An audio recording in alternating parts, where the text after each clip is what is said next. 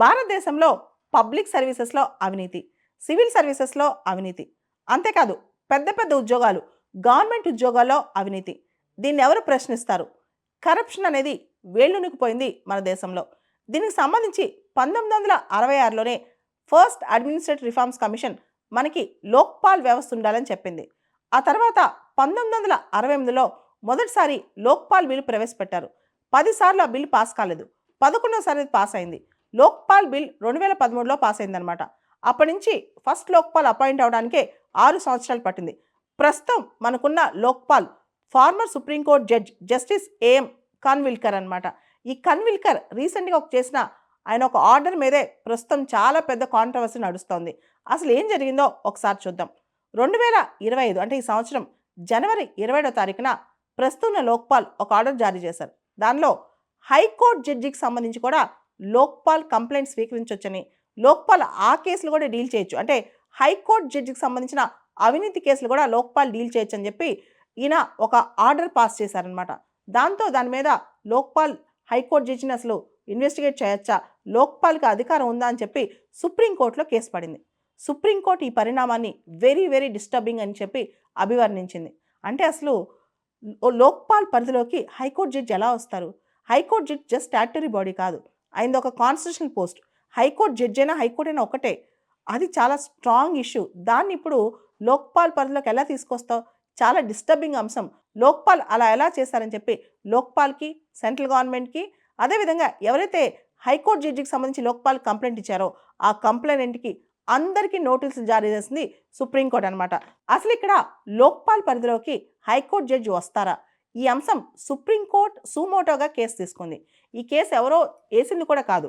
అసలు లోక్పాల్ ఒకసారి high court judge నా పరిధిలోకి వస్తారు, అతని గురించి కూడా మేము ఇన్వెస్టిగేట్ చేయగలం అని చెప్పంగానే ఈ కేసు సుప్రీంకోర్టు సుమోటోగా టేకప్ చేసిందనమాట.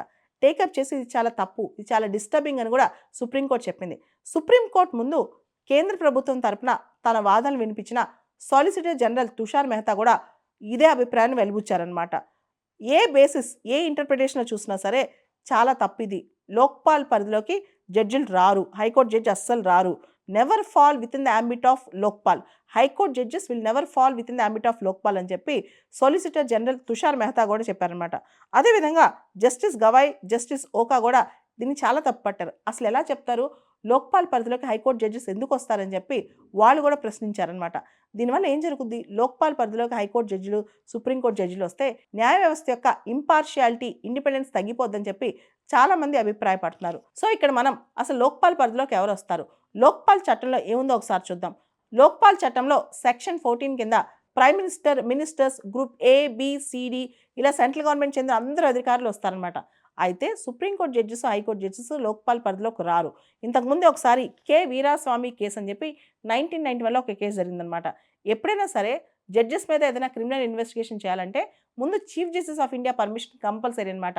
వీరాస్వామి కేసు ప్రకారం ఏ జడ్జెస్ పైన, సుప్రీంకోర్టు జడ్జెస్ కానీ, హైకోర్టు జడ్జెస్ కానీ వీళ్ళపైన ఏదైనా ఇన్వెస్టిగేట్ చేయాలంటే ఖచ్చితంగా CJ ఆఫ్ ఇండియా పర్మిషన్ చాలా అవసరం అనమాట. భారతదేశం యొక్క ప్రధానమంత్రి, మన ప్రైమ్ మినిస్టర్ కూడా లోక్పాల్ పరిధిలోకి వస్తారు. అయితే ప్రైమ్ మినిస్టర్కి కొన్ని మినహాయింపులు ఉన్నాయి.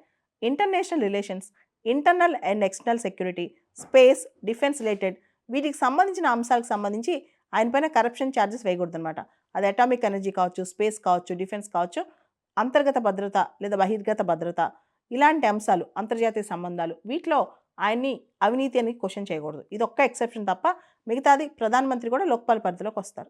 లోక్పాల్ వ్యవస్థ యొక్క మోటో ఏంటంటే do not be greedy for anyone's wealth. మనందరికీ తెలుసు భారతదేశంలో లోక్పాల్ వ్యవస్థ చాలా అవసరం. లోక్పాల్ వ్యవస్థ మన దేశంలో స్టార్ట్ అయ్యి కూడా 12 సంవత్సరాలు అవుతుంది, ఆ చట్టం పాస్ అయ్యి కూడా. కానీ పూర్తి స్థాయిలో లోక్పాల్ ఫంక్షనింగ్ అనేది పూర్తి స్థాయిలో ఇంకా అవ్వట్లేదు. దాంతోపాటు ఏదైతే ఈ కేసెస్ ఉన్నాయో, దాని జ్యూరిస్డిక్షన్ ఉందో, దాని యాంబిట్ ఉందో, దీని మీద కూడా కాస్త సందిగ్ధత ఉందన్నమాట. సెక్షన్ 15 ఆఫ్ లోక్పాల్ యాక్ట్ ప్రకారం ఏదైతే corruption cases pending before the court ఉన్నాయో, కోర్టు ముందు ఉన్నాయో, అవి కూడా కొన్ని సందర్భాల్లో లోక్పాల్ టేకప్ చేయొచ్చు అనమాట. ఇలా లోక్పాల్లో ప్రాపర్గా జ్యూరిస్డిక్షన్, సెక్షన్స్ అన్నీ ఉన్నాయి. కానీ ఎక్కడ కూడా హైకోర్టు జడ్జిలు, సుప్రీంకోర్టు జడ్జిలు లోక్పాల్ కిందకు వస్తారని చెప్పి చట్టంలో ఎక్కడ లేదనమాట. ఇది రాంగ్ ఇంటర్ప్రిటేషన్ అని చెప్పి లీగల్ ఎక్స్పర్ట్స్ చెప్తున్నారు. అలాగే లోక్పాల్ పరిధిలోకి ఏదైనా కేసు వచ్చినప్పుడు 90 డేస్ లోపల ప్రిలిమినరీ ఎంక్వైరీ పూర్తి చేయాలి. ఒకవేళ 90 డేస్ లోపల కాకపోతే ఏదైనా వ్యాలిడ్ రీజన్ ఉంటే కనుక 180 డేస్ వరకు తీసుకోవచ్చు. కానీ ఇది చాలా ఎక్స్టెన్సివ్ టైం అనమాట.